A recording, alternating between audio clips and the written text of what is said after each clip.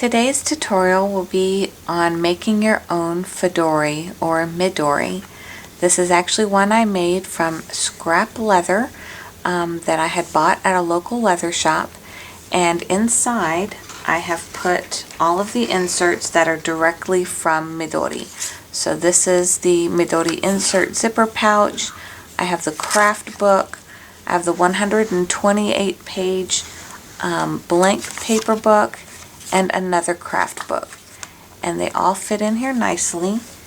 Here's the extension for the bookmark, so I can hang a charm, and then this just loops over the top. So I'll be demonstrating on how to make this from raw leather, and then how to stain it and cut it out and make it all on your own. The first thing I did was I watched the tutorial by Ray Blake, and I'll post his tutorial below once again. My problem was I couldn't find leather that was already colored like the ones his are. In our area, it's more common, at least the cheapest to find, is just plain bare leather. So being in Texas, we have a lot of leather companies, and there were probably about, I guess, 8 in our area that carry different types of leather, and some of those can get really expensive, especially thicker the leather for like saddle making companies and things like that. But I did find the one around the width that Ray recommends, which is between 1.6 and 2 millimeters. And so this one is called a single shoulder, between 4 to 5 ounces is kind of how they measure them. So that's the leather that I purchased. Then I took the measurements off of Ray's tutorial. So he was showing that the height of the Midori is 8.5 inches. I converted the millimeters into inches, and then the width is 255 millimeters or 10 inches. So all I do is I use my drafting square, old school drafting, and I start out drawing on the cardboard a nice angle to work off of. And then I measure out my 8.5 by 10 inches to make sure that I have a perfectly square piece of cardboard. After I have that, I take it over to my leather, and you'll see a few marks maybe from my last one, but I really like this piece of surface right here. There's some striations in the leather, which is natural, and every piece is going to be a little different, but I think I'm really going to love that for my cover. So all I'm going to do now is just lay that perfectly squared piece down. You'll see the leather is not perfectly square, so that's why it's very important for you to have your own template.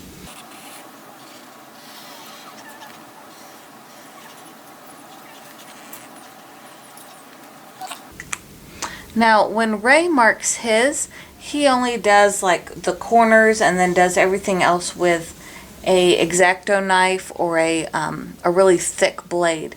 I don't have that strength in my hands, so what I've been using instead is I trace out the entire rectangle, and then I use my Tim Holtz scissors. Now you can also get some leather scissors. I might get those later on. They may cut even easier than these do. But all I do is go on the inside of that black line and cut all the way around.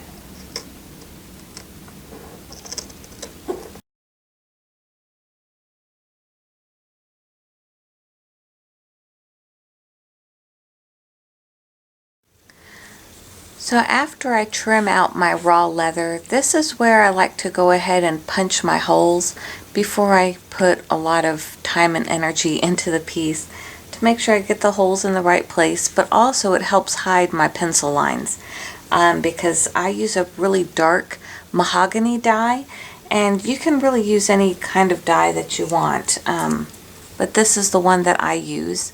And this one is in a mahogany finish. Now they do have lighter finishes, they have colored finishes, but this is just the one that I really liked. So I'll start by making my pencil marks on the inside. So say this is the outside of my cover, and you can kind of see what it'll look like already. Just fold it in half. And this is a rougher leather. I know that's going to capture the dye really well.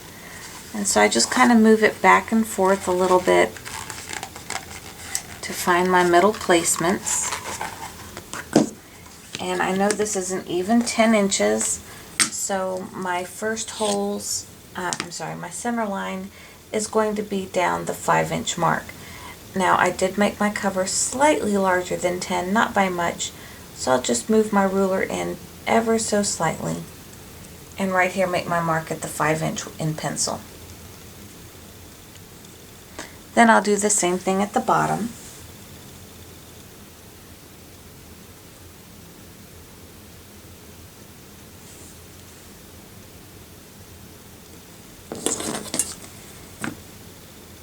And then dot to dot, I just make a very faint line.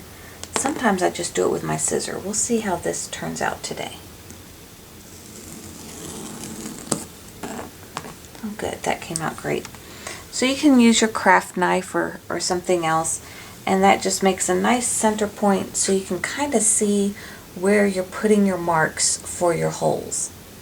So my first hole I like to make about 1/4 of an inch below this particular mark here. Then from that mark I go down 1/2 inch, and I want to make sure I'm on that line. So let me move my ruler over a little bit. So I'm going to put that punch hole right there. Then same thing on the bottom. Just make sure my ruler is straight. I'll make my first hole about 1/4 of an inch in. The next hole will be 1/2 inch from there. Uh-oh, that wasn't right. The nice thing about pencil. Okay. So let's go back down here again. So we have our 1/4 inch mark there. 1/2 inch mark is right here. Okay. Now to make those show up a little bit better,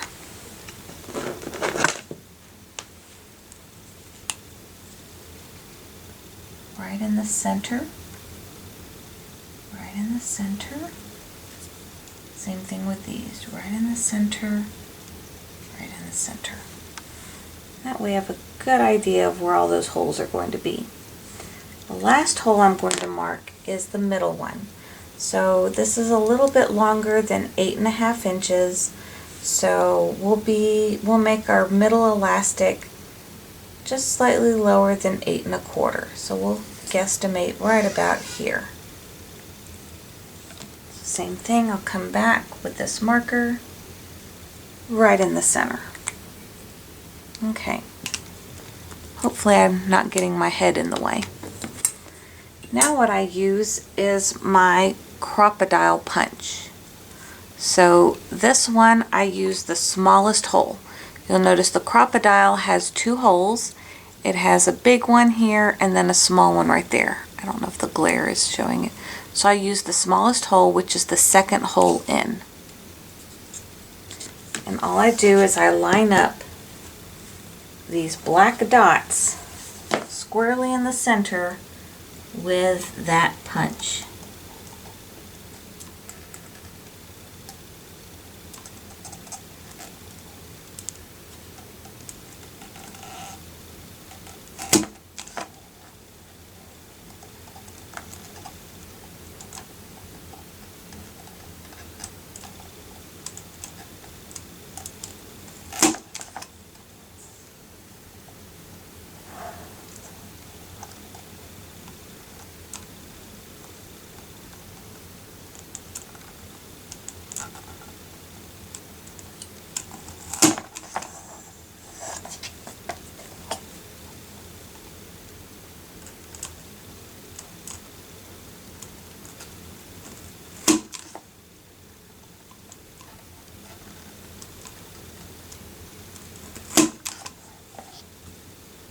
Okay, so now we have all 5 holes. That's the outside, that's the inside. So now I'm ready to dye the piece And what's nice about doing your holes ahead of time is that while you're dyeing the project, those holes will get filled in with the dye as well, and you don't end up with lighter circles than you do on your cover. Next is the dyeing process. I've been using this cardboard for a few times now with the other ones that I've already dyed. What you'll need is, I bought one sponge and I cut it in half because I have two different products that I use with the dye. The first is the dye itself, which is called EcoFlow. This is in mahogany and it's by Tandy Leather Factory. So that's what I use to do the outside and the inside of the cover. You don't have to do the inside, but I personally like it to match, so I go ahead and do the inside and the out. Then to protect the outside, after that coat dries thoroughly, I'll add tan coat, and that one I use a different sponge to apply that with, and then let it dry thoroughly as well.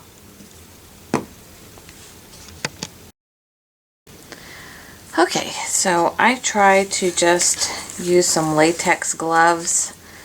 I still manage to get dye on myself, but this at least helps make it not quite as bad. Let's see here.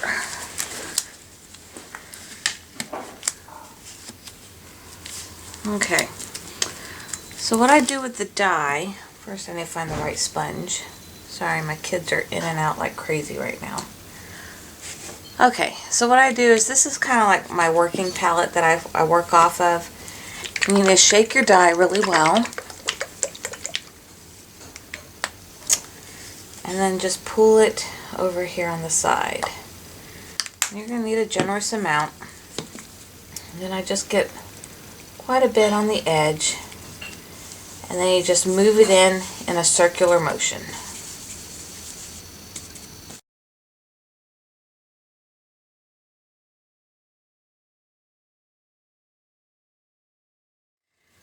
So with this particular dye, you let it set for just a few seconds.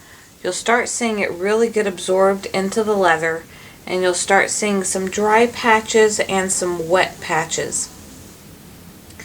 And so I let it sit for a bit, and then I use the opposite side of the same sponge just to pick up the excess of the dye.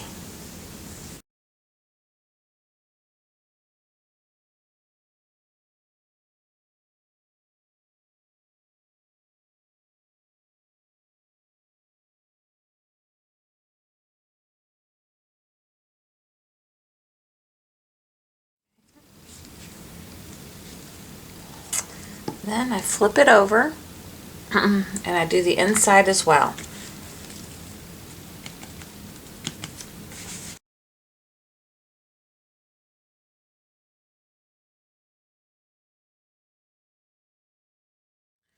I love the deep mahogany finish that it gets with this. Now, after I'm done with the dye process, before I start the tan coat, I usually change gloves. So I go ahead and take these off, let this dry for about half an hour, and then I will come back with the tan coat. Okay, so now you're going to see that this is going to lighten up quite a bit, because now we're going to rub the tan coat on it. What this does is preserves the color, seals in the color, but it also tends to take away a little bit of color. So I'm going to first put some on my sponge here, and then we are going to rub it into our cover.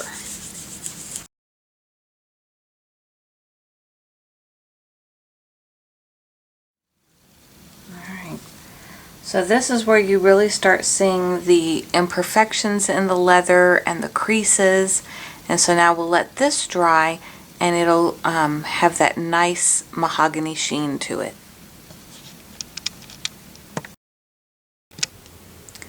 So after this dries, I now add the elastic. Now this is some elastic. It's called On a String. I got it 50% off, so it was $1 at Hobby Lobby. This strings through very easily, and Ray shows this on his tutorial as well. You start from the second hole from the top. So go from the inside of the cover to the outside.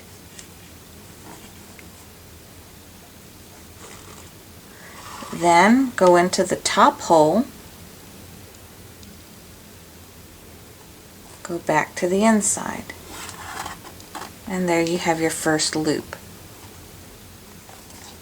Then over here, you now have it on the inside of your book. Go to the very last hole on the bottom.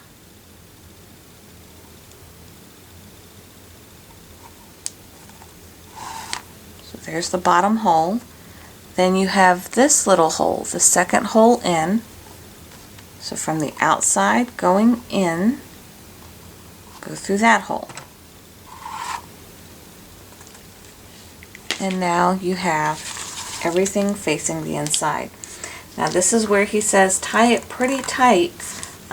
So pull in your elastic and make it a little bit tighter to almost where the book is curling a little bit, because that adds the tension that you want for your notebook. So we're going to let it go ahead and curl just a little bit and tie our square knot.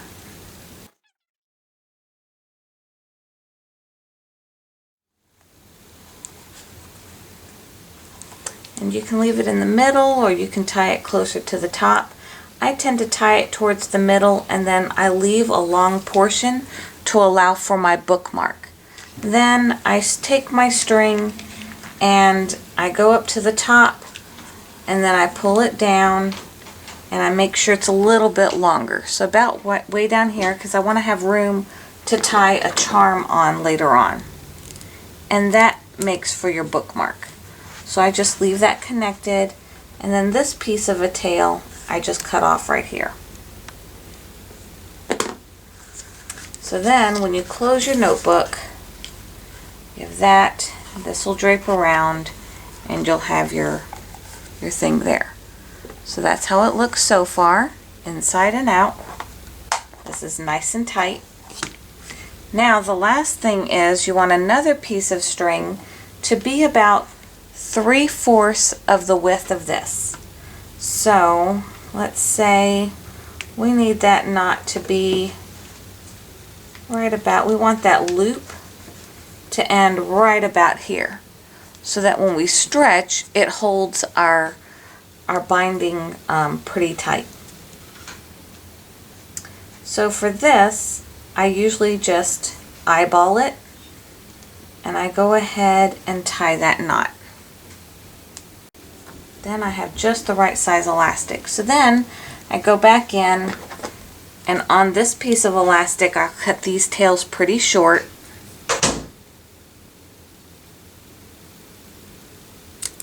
So those are done. Then I just take this end and I can loop it through the hole. Usually it fits, because of the size hole I have, usually fits through pretty easily without me having to work too hard to get it through. He uses a needle with a thread. If that works better for you, that's completely fine as well. And so there's my loop on that side. So now to close it, this is the basics of making the outside of a Midori Traveler's Notebook. Alright, so now I moved my knot closer to the top so that my bookmark can drape down, and you'll notice you have two elastics.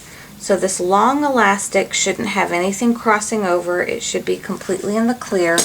I'm now going to add my actual Midori inserts. So these are the ones that I got from Golette Pens online, and they fit into here just right. So I put that insert right there, and everything will lay better once everything is in here.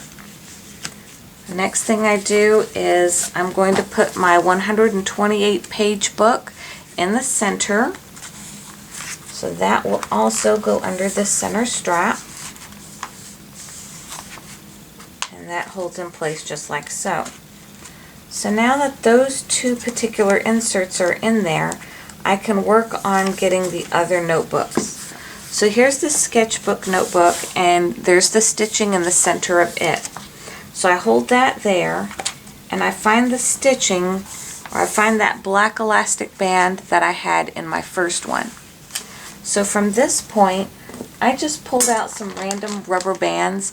I think I got this bag at either Walmart or Target, and it just has a whole bunch of miscellaneous rubber bands, and I found some that were about the right size. So if one breaks, I'm going to put a couple of extras inside of my zip pouch here so that I can replace it, or you can just buy the nylon elastics directly from Midori, which Gillette Pens also has that. So I'm using the thicker one, and they are flat so that they help the booklet stay a little bit more flat. And I just crimp those over the top to the bottom. And I try not to curl the elastic band. But keep it as flat as possible. Then I'm going to add one in the back as well. So here's my other sketch notebook, craft notebook, and it has the stitching. Oh, you know what? I need to make sure of one thing. I forgot, these notebooks have this nice rectangle in the front, so I need to make sure to do that. Okay?